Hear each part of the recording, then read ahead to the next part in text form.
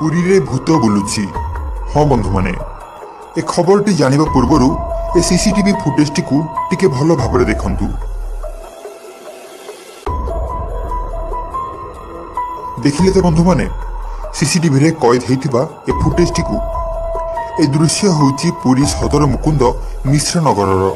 ମୁକୁନ୍ଦ ମିଶ୍ର ନଗରରେ ଦେଖିବାକୁ ମିଳିଛି ଏଭଳି ଏକ ଦୃଶ୍ୟ, ଯାହା ସମସ୍ତଙ୍କୁ ଭୟଭୀତ କରାଇ ଦେଇଛି ଆଉ ସମସ୍ତଙ୍କୁ ଡରାଇ ଦେଇଛି। ସୋମବାର ଦିନ ବିଳମ୍ବିତ ରାତିରେ ଏ ଦୃଶ୍ୟଟି ସିସିଟିଭିରେ କଏଦ ହେଇଛି। ଆଉ ସିସିଟିଭିରେ ରେକର୍ଡ ହେଇଥିବା ଏ ଭିଡିଓଟିକୁ ଯିଏ ଦେଖୁଛି ତା ଛାତି ଥରି ଉଠୁଛି ଆଉ ସମସ୍ତଙ୍କ ପାଟିରୁ ବାହାରି ଆସୁଛି ପୁରୀରେ ଭୂତ ବୁଲୁଛି। ଆପଣମାନେ ଦେଖୁଥିବା ଏ ଭିଡିଓରେ ଗୋଟେ ଧଳା ରଙ୍ଗର ଛାଇ ରାସ୍ତାର ଡାହାଣ ପାଖରୁ ବାହାରି ରାସ୍ତାର ବାମ ପାର୍ଶ୍ୱକୁ ଦ୍ରୁତ ଗତିରେ ଯାଉଛି ଆଉ ସିଧା ଯାଇ ବୁଦା ଭିତରେ ପଶି ଯାଉଛି ଆଉ ତାପରେ କୁଆଡ଼େ ଗାୟବ ହେଇଯାଉଛି ଏବଂ କେଉଁଠି ମଧ୍ୟ ଦେଖିବାକୁ ମିଳୁନାହିଁ। ଏହି କେଇ ସେକେଣ୍ଡର ଦୃଶ୍ୟ ଏବେ ସୋସିଆଲ ମିଡିଆରେ ଘୁରି ବୁଲୁଛି ଆଉ ଏହି ଦୃଶ୍ୟକୁ ଯିଏ ବି ଦେଖୁଛି ସେ ଡରି ଯାଉଛି।